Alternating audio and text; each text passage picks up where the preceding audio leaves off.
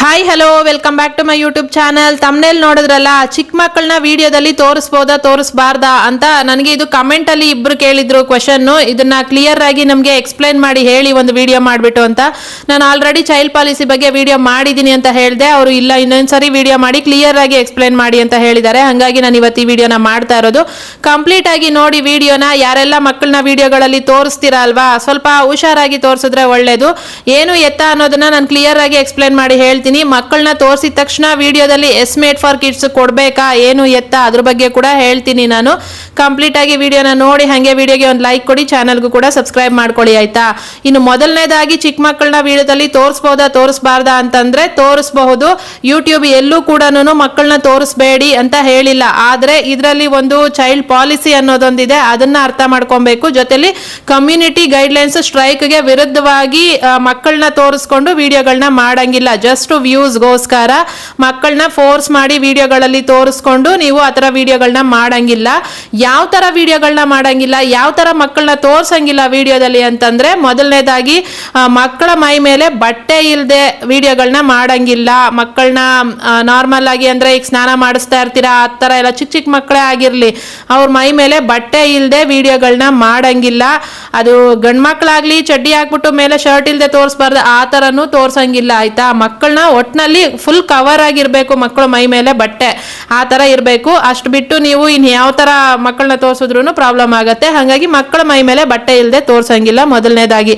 ಅದಾದ್ಮೇಲೆ ಮಕ್ಕಳ ಕೈಯಲ್ಲಿ ಆಟ ಆಡೋಕ್ಕಾದ್ರೂ ಸರಿ, ತಮಾಷೆ ಆಗಾದ್ರೂ ಸರಿ, ಯಾವುದೇ ಥರ ವೆಪನ್ಗಳಿರಬಾರ್ದು. ವೆಪನ್ ಅಂತಂದ್ರೆ ನಾರ್ಮಲ್ ಆಗಿ ನೀವು ಅಡುಗೆ ಮನೇಲಿ ಯೂಸ್ ಮಾಡೋ ಚಾಕು ಆಗಲಿ ಅಥವಾ ಕತ್ರಿ ಆಗಲಿ ಮತ್ತು ಇನ್ನು ಯಾವುದೇ ಥರ ಆಗಲಿ, ಕುಡ್ಲು ಅದು ಇದು ಇರುತ್ತೆ ಅಲ್ವಾ, ಸುತ್ತಿ ಇಂಥವೆಲ್ಲನೂ, ಅಂಥವು ಯಾವುದು ಕೂಡ ಮಕ್ಕಳ ಕೈಯಲ್ಲಿ ಇರಬಾರ್ದು. ನೀವು ವಿಡಿಯೋಗಳು ಮಾಡೋ ಟೈಮಲ್ಲಿ ಮಕ್ಕಳ ಕೈಯಲ್ಲಿ ಅಂಥದ್ದು ಯಾವುದು ತೋರ್ಸಂಗಿಲ್ಲ. ಅದಾದಮೇಲೆ ನಾರ್ಮಲ್ ಆಗಿ ಆಟ ಆಡೋ ಗನ್ನುಗಳು ಕೂಡ ತೋರ್ಸಂಗಿಲ್ಲ ಆಯಿತಾ.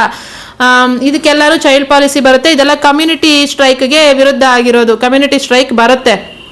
ಹಾಗಾಗಿ ಅವನ್ನೆಲ್ಲ ತೋರ್ಸಂಗಿಲ್ಲ. ಇನ್ನು ಅದಾದ್ಮೇಲೆ ಮಕ್ಕಳು ವಿಡಿಯೋಗಳಲ್ಲಿ ಅಳೋಂಗಿಲ್ಲ. ಆ ಮಕ್ಕಳಿಗೆ ನೀವು ಬೈಕೊಂಡು ವಿಡಿಯೋಗಳನ್ನ ಮಾಡಂಗಿಲ್ಲ. ಬೈಕೊಂಡು ಹೊಡ್ಕೊಂಡು ಅವ್ರನ್ನ ಸುಮ್ಮನೆ ತಮಾಷೆಗಾದ್ರೂ ಸರಿ ಗಿಲ್ಲೋದು, ಹೊಡಿಯೋದು, ತಲೆ ಮೇಲೆ ಹೊಡಿಯೋದು, ಈ ಥರ ಎಲ್ಲ ಮಾಡ್ತೀರಿ. ನಾರ್ಮಲ್ ಆಗಿ ಮಾಡೋ ಇದೆ ಅಲ್ವಾ, ಅದೇ ಮಕ್ಕಳುಗಳನ್ನ ನಮ್ಮ ಮಕ್ಕಳುಗಳೇ ಅಲ್ವಾ ಅಂತ ನೀವು ಅನ್ಕೊಂತೀರಾ. ಆದರೆ ಅದೆಲ್ಲ ಹಂಗೆ ಮಾಡಂಗಿಲ್ಲ. ಮತ್ತೆ ಏನು ಮಕ್ಕಳುಗಳನ್ನ ಹಗ್ಗದಲ್ಲಿ ಕಟ್ಟಾಕಿರೋದು, ಕಂಬಗಳಿಗೆ ಕಟ್ಟಾಕಿರೋದು ಸುಮ್ಮನೆ ತಮಾಷೆಗೆ ಮಾಡೋದೆ. ತಮಾಷೆಗೆ ಪ್ರ್ಯಾಂಕ್ ಕೂಡ ಮಾಡಂಗಿಲ್ಲ ಮಕ್ಕಳ ಮೇಲೆ.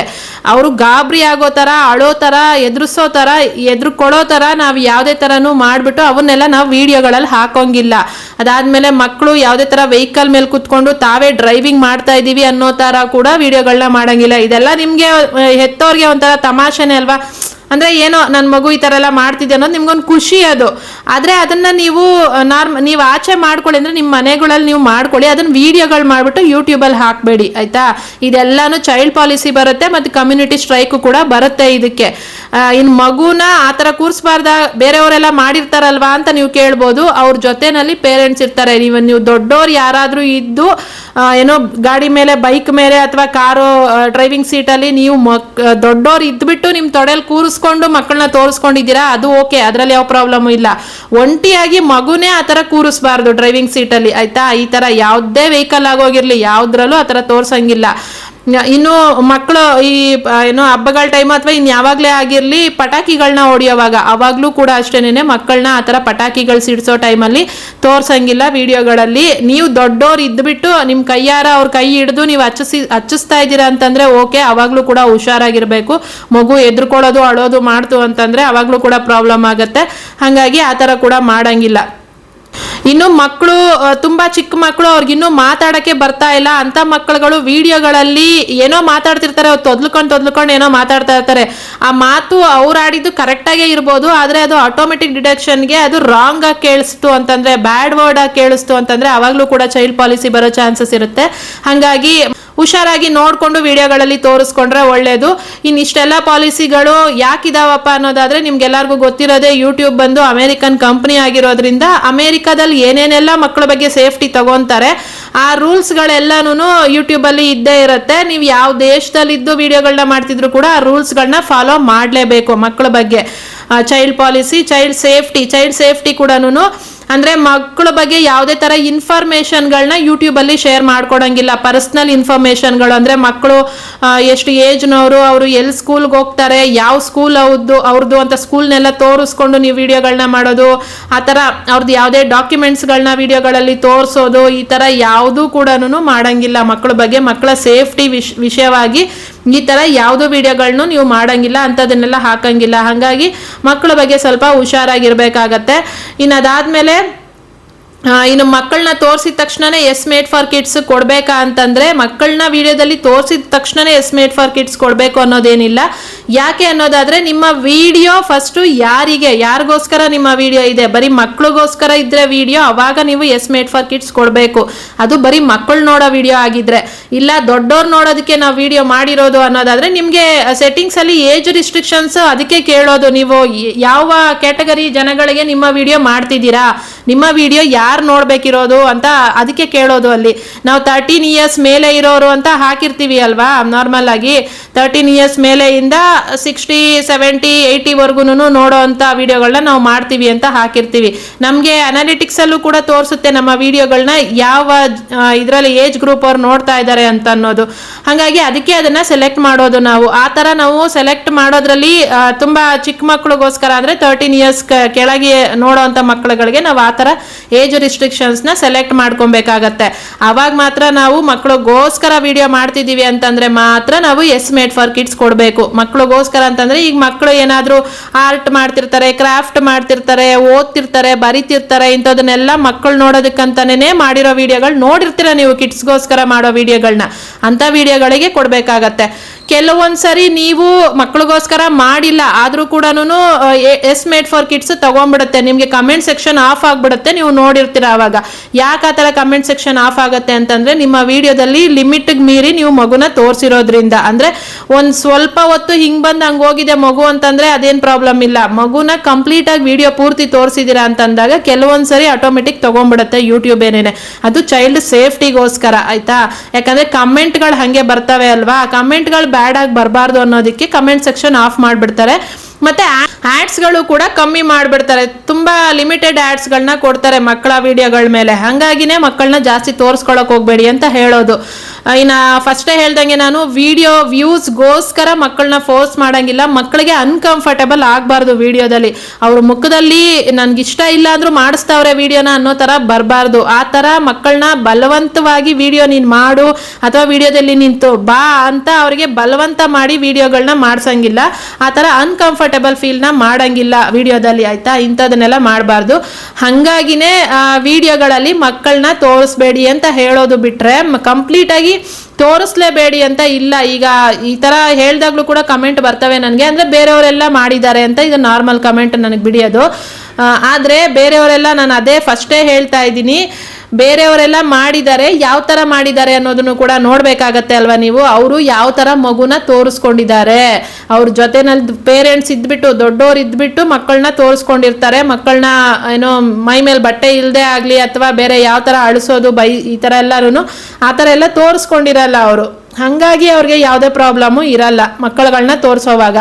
ಆ ಥರ ನೀವು ತೋರಿಸ್ಕೊಂಡಿದ್ದೀರಾ ಅಂತಂದ್ರೆ ಆರಾಮಾಗಿ ತೋರಿಸ್ಕೊಳ್ಳಿ, ಯಾವುದೇ ಪ್ರಾಬ್ಲಮ್ ಇಲ್ಲ, ಆರಾಮಾಗಿ ತೋರಿಸ್ಕೊಳ್ಳಿ. ನಿಮ್ಮ ಮಕ್ಕಳು ನಿಮ್ಮ ಇಷ್ಟ ಅಲ್ವಾ. ಆದ್ರೆ ಅದು ಸೇಫ್ಟಿಗಳನ್ನ ನೋಡ್ಕೊಬೇಕಾಗತ್ತೆ. ಇನ್ನು ಅದಾದ್ಮೇಲೆ ನಿಮ್ಮ ಮಕ್ಕಳು ಮಾತ್ರ ಅಂತಲ್ಲ, ನೀವು ಬೇರೆ ಯಾರೇ ಮಕ್ಕಳಾಗೋಗಿರ್ಲಿ ಅಥವಾ ನೀವು ಎಲ್ಲೇ ಔಟ್ಸೈಡ್ ಹೋಗಿರ್ಲಿ, ಆಚೆ ಬಸ್ ಸ್ಟಾಪ್ ಅಲ್ಲಿ ನಿಂತು ವಿಡಿಯೋ ಮಾಡ್ಕೊಂತಿರೋ ಅಥವಾ ಇನ್ನೆಲ್ಲೋ ಫಂಕ್ಷನ್ಗಳಲ್ಲಿ ವಿಡಿಯೋ ಮಾಡ್ಕೊಂತಿರೋ, ಅಲ್ಲೂ ಕೂಡ ಹುಷಾರಾಗಿ ಮಾಡ್ಬೇಕಾಗತ್ತೆ. ಮಕ್ಕಳುಗಳು ನಿಮ್ಮ ಬ್ಯಾಕ್ ಗ್ರೌಂಡ್ ಅಲ್ಲಿ ಕಾಣಿಸ್ತಿದ್ದಾರೆ ಅಂತಂದಾಗ, ಅದರಲ್ಲೂ ಹೆಣ್ಮಕ್ಳುಗಳು ಕಾಣ್ತಿದ್ದಾರೆ ಅಂತಂದಾಗ ಅವರ ಫೇಸ್ಗಳನ್ನ ಬ್ಲರ್ ಮಾಡೋದಾಗ್ಲಿ ಅಥವಾ ಏನಾದ್ರೂ ಎಮೋಜಿಗಳನ್ನ ಹಾಕಿ ಮುಚ್ಚೋದಾಗ್ಲಿ ಈ ತರ ತೋರಿಸ್ಕೊಳಕ್ ಹೋಗ್ಬಾರ್ದು. ಅವೆಲ್ಲನೂ ಪ್ರಾಬ್ಲಮ್ ಆಗತ್ತೆ, ಕಾಪಿರೈಟು ಬರ್ಬೋದು, ಕಮ್ಯುನಿಟಿ ಸ್ಟ್ರೈಕು ಬರ್ಬೋದು. ಹಾಗಾಗಿ ಆಚೆ ಈಚೆ ಮಕ್ಕಳುಗಳು ಕಾಣಿಸೋವಾಗ ಸ್ವಲ್ಪ ಹುಷಾರಾಗಿ ವಿಡಿಯೋಗಳನ್ನ ಮಾಡ್ಕೊಳ್ಳಿ. ಇದಿಷ್ಟು ವಿಡಿಯೋದಾಯ್ತು. ಶಾರ್ಟ್ಸ್ ಅಲ್ಲೂ ಅಷ್ಟೇನೆ ಸೇಮ್ ಇದೇ ತರನೇ ನೀವು ಲಾಂಗ್ ವಿಡಿಯೋದಲ್ಲಿ ಏನ್ ಮಾಡ್ತೀರಾ, ಶಾರ್ಟ್ಸ್ ಅಲ್ಲೂ ಇದೇ ಪಾಲಿಸಿ ಮೇಂಟೈನ್ ಮಾಡ್ಬೇಕಾಗತ್ತೆ. ಅದಾದ್ಮೇಲೆ ಲೈವ್ಗಳು ಜಾಸ್ತಿ ಡಿಸೇಬಲ್ ಆಗೋದು ಇದರಿಂದನೇ. ಮಕ್ಕಳುಗಳು ಬಂದ್ರು ಅಂತ ಅನ್ಬಿಟ್ಟು ಮಕ್ಕಳುಗಳನ್ನ ಲೈವ್ ಅಲ್ಲಿ ತೋರಿಸಬಾರ್ದ ಅನ್ನೋದಾದ್ರೆ, ಕಂಪ್ಲೀಟ್ ಆಗಿ ಮಕ್ಕಳನ್ನ ತೋರಿಸಬಾರ್ದು ಅಂತ ಏನಿಲ್ಲ. ಈಗ ನೀವು ಶುರುವಿಂದ ಲೈವ್ ಸ್ಟಾರ್ಟ್ ಮಾಡಿ ಎಂಡಿಂಗ್ ತನಕ ಮಗುನ ಜೊತೆನೆ ಕೂರಿಸ್ಕೊಂಡು ನೀವು ಲೈವ್ ಮಾಡ್ತಿದ್ದೀರಾ ಅಂತಂದ್ರೆ, ಅವಾಗ ನಿಮ್ಗೆ ಲೈವ್ ಡಿಸೇಬಲ್ ಆಗಲ್ಲ. ಆದರೆ ನೀವು ಲೈವ್ ಮಾಡ್ತಾ ಇರೋ ಟೈಮಲ್ಲಿ ಸಡನ್ನಾಗಿ ಹಿಂಗೆ ಬಂದು ಹಂಗೆ ಹೋಗ್ಬಿಡುತ್ತೆ ಮಗು ಅಡ್ಡ ಅನ್ಕೊಳ್ಳಿ, ಅವಾಗ ಅದು ಲೈವ್ ಡಿಸೇಬಲ್ ಆಗುತ್ತೆ. ಕಮೆಂಟ್ ಸೆಕ್ಷನ್ ಆಫ್ ಆಗ್ಬೋದು, ಲೈವ್ ಡಿಸೇಬಲ್ ಆಗ್ಬೋದು. ಮತ್ತೆ ನಿಮಗೆ ಒಂದು ವಾರ ಲೈವ್ ಮಾಡದೇ ಇರೋದಕ್ಕೆ ಏನೋ ಇದು ಬರುತ್ತೆ, ಮೆಸೇಜ್ ಬರುತ್ತೆ, ಅಥವಾ ಒಂದು ತಿಂಗಳಾದರೂ ಸರಿ ಲೈವ್ ಡಿಸೇಬಲ್ ಮಾಡಿಬಿಡ್ತಾರೆ. ಆಯಿತಾ? ಹಂಗಾಗಿ ಲೈವಲ್ಲಿ ತೋರಿಸ್ಕೊಬೇಡಿ ಅಂತ ಹೇಳೋದು ಬಿಟ್ರೆ, ಅದಾದ್ಮೇಲೆ ಕಂಪ್ಲೀಟಾಗಿ ಕೂರಿಸ್ಕೊಬೋದಲ್ಲ ಅಂತ ಅಂದ್ಬಿಟ್ಟು ನೀವು ಕೂರಿಸ್ಕೊಂಡು ನಾನು ಲೈವ್ ಮಾಡ್ತೀನಿ ಆ ಥರನೂ ಮಾಡೋಕೆ ಹೋಗ್ಬೇಡಿ. ಯಾವಾಗಲೇ ಹೇಳಿದೆ ನಾನು, ಮಗು ಮಾತಾಡುವಾಗ ಅದೇನಾದರೂ ಚಿಕ್ಕ ಮಗು ಇನ್ನೂ ಕೂಡ ಅದಕ್ಕೆ ಸರಿಗೆ ಮಾತು ಬರ್ತಾ ಇಲ್ಲ, ತೊದಲ್ತಾ ಇದೆ ಮಾತನ್ನ ಅಂತ ಅನ್ನೋದಾದರೆ, ಅವಾಗ ಏನಾದರೂ ಅದು ಸಡನ್ನಾಗಿ ಅದು ಕರೆಕ್ಟಾಗೆ ಮಾತಾಡಿರುತ್ತೆ, ಅದ್ರ ಮಾತು ಅದು ಕರೆಕ್ಟಾಗೆ ಇರ್ಬೋದು, ಅದು ನಿಮಗೂ ಕರೆಕ್ಟಾಗಿ ಕೇಳಿಸಿರ್ಬೋದು, ಆದರೆ ಅದು ಆಟೋಮೆಟಿಕ್ ಡಿಡಕ್ಷನ್ಗೆ ಬ್ಯಾಡಾಗಿ ಕೇಳಿಸ್ಬೋದು, ರಾಂಗಾಗಿ ಕೇಳಿಸ್ಬೋದು, ಅವಾಗ ಅದು ಚೈಲ್ಡ್ ಪಾಲಿಸಿ ಬರುತ್ತೆ. ಆಯ್ತಾ? ಹಾಗಾಗಿ ಹುಷಾರಾಗಿ ಲೈವಲ್ಲಿ ಮಕ್ಕಳುಗಳನ್ನ ತೋರಿಸ್ದೆ ನೀವು ಆದಷ್ಟು. ಅದು ಯಾಕೆ ಅಂದರೆ ಒಂದು ಅರ್ಥ ಮಾಡ್ಕೊಳ್ಳಿ, ಇದು ಯೂಟ್ಯೂಬ್ ಬಂದು ಸೋಷಿಯಲ್ ಮೀಡಿಯಾ, ಯೂಟ್ಯೂಬ್ ಆಗಲಿ, ಇನ್ಸ್ಟಾಗ್ರಾಮು, ಫೇಸ್ಬುಕ್ಕು, ನೀವು ಯಾವುದೇ ಆಗೋಗ್ಲಿ ನಿಮ್ಮ ಪರ್ಸ್ನಲ್ ಏನಿದೆ ಅಲ್ಲ ಅದನ್ನು ಸ್ವಲ್ಪ ಪರ್ಸ್ನಲ್ ಆಗೇ ಇಟ್ಕೊಂಡ್ರೆ ಒಳ್ಳೆಯದು. ಅದು ಯಾವ ವಿಷಯನ ಆಗೋಗಿರಲಿ, ಮನೇಲಿರೋ ಯಾವುದೇ ಫ್ಯಾಮಿಲಿ ಮೆಂಬರ್ಗಳನ್ನ ಅವ್ರು ಇಷ್ಟ ಇಲ್ಲದೆ ಬಲವಂತವಾಗಿ ವಿಡಿಯೋಗಳಲ್ಲಿ ತರಬೇಕು ವ್ಯೂಸ್ಗೋಸ್ಕರ, ನಮಗೆ ವ್ಯೂಸ್ ಬರುತ್ತೆ, ಹಿಂಗೆ ಮಾಡಿದ್ರೆ ವ್ಯೂಸ್ ಬರುತ್ತೆ, ಯಾರೋ ಮಾಡಿದ್ದಾರೆ ಅವ್ರಿಗೆ ಚೆನ್ನಾಗಾಗಿದೆ ನಾವು ಹಿಂಗೆ ಮಾಡೋಣ ಅಂತ ಮಾಡ್ತಿರ್ತೀರ. ಆ ಥರ ನೀವು ನಿಮ್ಮ ವ್ಯೂಸ್ಗೋಸ್ಕರ ಮನೆಯಲ್ಲಿ ಏನು ಇದೆ ಪರ್ಸ್ನಲ್ ಏನಿರುತ್ತೆ ಅದನ್ನೆಲ್ಲ ತೊಗೊಂಬಂದು ಸೋಷಿಯಲ್ ಮೀಡಿಯಾದಲ್ಲಿ ಹಾಕಕ್ಕೆ ಹೋಗ್ಬೇಡಿ, ಅದು ಕೊನೆಗೆ ಪ್ರಾಬ್ಲಮ್ ನಿಮಗೆ ಬರುತ್ತೆ. ಆಯಿತಾ? ಹಾಗಾಗಿ ಮಕ್ಕಳನ್ನ, ಮನೆಯವ್ರನ್ನ, ಯಾರನ್ನೇ ತೋರಿಸ್ತಾರೆ ನೀವು ವಿಡಿಯೋಗಳಲ್ಲಿ ಸ್ವಲ್ಪ ಹುಷಾರಾಗಿ, ಅವ್ರಿಗೆ ಇಷ್ಟ ಇಲ್ಲ ಅನ್ನೋದಾದರೆ ಬಿಟ್ಬಿಟ್ಟು ನಿಮ್ಮ ಪಾಡಿಗೆ ನೀವು ನಿಮ್ಮ ಕಂಟೆಂಟ್ ಏನಿದೆ ಒಂದು ಅರ್ಥ ಮಾಡ್ಕೊಡಿ. ಇವನ್ನೆಲ್ಲ ತೋರಿಸ್ಕೊಂಡು ವಿಡಿಯೋ ಮಾಡಿದ್ರೇನೆ ಅದು ಕಂಟೆಂಟ್ ಅಲ್ಲ. ಅದರಿಂದ ಯಾರು ಕಲಿಬೇಕಾಗಿರೋ ವಿಷಯ ಏನೂ ಇಲ್ಲ ಅದರಲ್ಲಿ. ಯೂಟ್ಯೂಬಲ್ಲಿ ಏನಾದರೂ ಒಂದು ಕಲಿಯೋಂಥ ವಿಷಯನ ತೋರಿಸ್ಕೊಟ್ಟಾಗ ಆ ವಿಡಿಯೋಗೆ ಬೆಲೆ ಇರುತ್ತೆ. ಆಯಿತಾ? ಆ ಕಂಟೆಂಟ್ಗೆ ಬೆಲೆ ಇರುತ್ತೆ. ಅದು ಬಿಟ್ಬಿಟ್ಟು ನೀವು ಎಲ್ಲರೂ ಮಾಡ್ತಾರೆ ನಾವು ಮಾಡ್ತೀವಿ ಅಂತ ಅಂದ್ಬಿಟ್ಟು ಬರೀ ಫ್ಯಾಮಿಲಿ ಬಗ್ಗೆ ವಿಡಿಯೋ ಮಾಡಬೇಡಿ ಅಂತಲ್ಲ. ಫ್ಯಾಮಿಲಿ ವಿಡಿಯೋಗಳು ನೋಡಿರ್ತೀರ ನೀವು, ತುಂಬ ಚೆನ್ನಾಗಿ ವಿಡಿಯೋಗಳನ್ನ ಮಾಡ್ತಿರ್ತಾರೆ. ಕೆಲವೊಂದು ವಿಡಿಯೋಗಳು ಕೂಡ ಇದ್ದಾವೆ, ಅದನ್ನು ನಾನು ಹೇಳೋಕ್ಕಾಗಲ್ಲ ಯಾವ ಥರ ಅಂತ ಅಂದ್ಬಿಟ್ಟು, ಅಂಥ ವಿಡಿಯೋಗಳಿಗೆ ಅದು ಬೆಲೆನೂ ಇರಲ್ಲ ಹಂಗೆ ಮಾಡಿದಾಗ. ಹಾಗಾಗಿ ಸ್ವಲ್ಪ ನೋಡಿಕೊಂಡು ಹುಷಾರಾಗಿ ಫ್ಯಾಮಿಲಿ ವಿಡಿಯೋಗಳನ್ನ ಮಾಡ್ತಿದ್ರು ಸರಿ, ಫ್ಯಾಮಿಲಿ ಅವ್ರಿಗೆ ಇಷ್ಟ ಇದೆಯೋ ಇಲ್ವೋ ವಿಡಿಯೋದಲ್ಲಿ ಬರೋದು ಅದನ್ನು ತಿಳ್ಕೊಂಡು ವಿಡಿಯೋಗಳನ್ನ ಮಾಡ್ಕೊಳ್ಳಿ. ಆಯಿತಾ? ಮಕ್ಕಳ ಬಗ್ಗೆ ಈ ಥರ ಇರುತ್ತೆ. ಈ ಚೈಲ್ಡ್ ಪಾಲಿಸಿ, ಕಮ್ಯುನಿಟಿ ಸ್ಟ್ರೈಕು ಈ ಥರ ಬಂದು ಒಂದಲ್ಲ ಅಂತ 3 ಸಲ ಬಂತು ಅಂತಂದರೆ ಮಗು ವಿಷಯದಲ್ಲಿ ಚಾನಲ್ಲು ಟರ್ಮಿನೇಟ್ ಆಗಿಬಿಡುತ್ತೆ ಯೂಟ್ಯೂಬಿಂದ. ಆಯಿತಾ? ಹಾಗಾಗಿ ಕ್ಲಿಯರಾಗಿ ಅರ್ಥ ಆಗಿದೆ ಅಂತ ಅಂದ್ಕೊಂಡಿದ್ದೀನಿ. ಮಗು ಬಗ್ಗೆ ಹೇಳಿರೋದು ನೋಡ್ಕೊಳ್ಳಿ, ಮಾಡಬೇಡಿ, ತೋರಿಸ್ಬೇಡಿ ಅಂತ ಅಲ್ಲ. ನಿಮ್ಮ ಮಗು, ನಿಮ್ಮ ವಿಡಿಯೋ, ನಿಮ್ಮ ಇಷ್ಟ. ಕೊನೆಗೆ ಏನೇ ಆದರೂ ಕೂಡ ಅದು ನಿಮ್ಮ ಇಷ್ಟನೇ ಆಗಿರುತ್ತೆ. ಆದರೆ ಅದರಿಂದ ಪ್ರಾಬ್ಲಮ್ ಈ ಥರ ಬರುತ್ತೆ ಅಷ್ಟೇನೆ. ಅದು ಬಿಟ್ಟು ಇನ್ನು ತೋರಿಸ್ಲೇಬಾರ್ದು ಅಂತ ಯೂಟ್ಯೂಬ್ ಹೇಳಿಲ್ಲ ಎಲ್ಲೂ ಕೂಡ. ಪಾಲಿಸಿನ, ಕಮ್ಯುನಿಟಿ ಸ್ಟ್ರೈಕ್ನ ನೀವು ತಲೆಯಲ್ಲಿ ಇಟ್ಕೊಂಡು ನೀವು ಕರೆಕ್ಟಾಗಿ ಮಾಡ್ತಾ ಇದ್ದೀರಾ ವಿಡಿಯೋನ ಅಂತಂದರೆ ನೀವು ಮಾಡಿ, ಆರಾಮಾಗಿ ತೋರಿಸ್ಕೊಳ್ಳಿ, ಏನು ಪ್ರಾಬ್ಲಮ್ಮು ಇಲ್ಲ. ಆಯಿತಾ? ಇದಿಷ್ಟು ಇವತ್ತಿನ ವಿಡಿಯೋ ಮಗು ಬಗ್ಗೆ, ಚೈಲ್ಡ್ ಪಾಲಿಸಿ ಬಗ್ಗೆ. ಮಗುನ ವಿಡಿಯೋದಲ್ಲಿ ತೋರಿಸಿದ್ರೆ ಏನಾಗುತ್ತೆ, ಯಾವ ಥರ ತೋರಿಸ್ಬೇಕು, ಯಾವ ಥರ ತೋರಿಸ್ಬಾರ್ದು ಅನ್ನೋದನ್ನು ಕೂಡ ಹೇಳಿದ್ದೀನಿ ನಾನು. ಇಷ್ಟೇ ಇವತ್ತಿನ ವಿಡಿಯೋ. ಅರ್ಥ ಆಗಿದೆ ಅಂತ ಅಂದ್ಕೊಂಡಿದ್ದೀನಿ. ಅರ್ಥ ಆಗಿದ್ರೆ ಓಕೆ, ವಿಡಿಯೋಗೆ ಒಂದು ಲೈಕ್ ಕೊಟ್ಬಿಡಿ, ಹಾಗೆ ಚಾನಲ್ಗೂ ಕೂಡ ಸಬ್ಸ್ಕ್ರೈಬ್ ಮಾಡ್ಕೊಳ್ಳಿ, ಕಮೆಂಟ್ ಮಾಡಿ ವಿಡಿಯೋ ಹೆಂಗೆ ಅನ್ನಿಸ್ತು ಅಂತ ಅಂದ್ಬಿಟ್ಟು. ಇದ್ರಲ್ಲಿ ನಾನೇನಾದರೂ ರಾಂಗ್ ಆಗಿ ಮಾತಾಡಿದ್ರು ಕೂಡ ನನಗೆ ಕಮೆಂಟಲ್ಲಿ ಹೇಳ್ಬೋದು. ನನಗೆ ಎಷ್ಟು ಗೊತ್ತು, ನಾನು ಎಷ್ಟು ಅದ್ರ ಬಗ್ಗೆ ತಿಳ್ಕೊಂಡಿದ್ದೀನಿ ಅಷ್ಟನ್ನು ಕ್ಲಿಯರ್ ಆಗಿ ನಿಮಗೆ ಎಕ್ಸ್ಪ್ಲೇನ್ ಮಾಡಿ ಹೇಳಿದ್ದೀನಿ. ಥ್ಯಾಂಕ್ ಯು ಸೋ ಮಚ್ ಇಷ್ಟೊತ್ತರೆಗೂ ವಿಡಿಯೋ ನೋಡಿದ್ದಕ್ಕೆ. ನೆಕ್ಸ್ಟ್ ವಿಡಿಯೋದಲ್ಲಿ ಸಿಗ್ತೀನಿ. Bye bye, take care.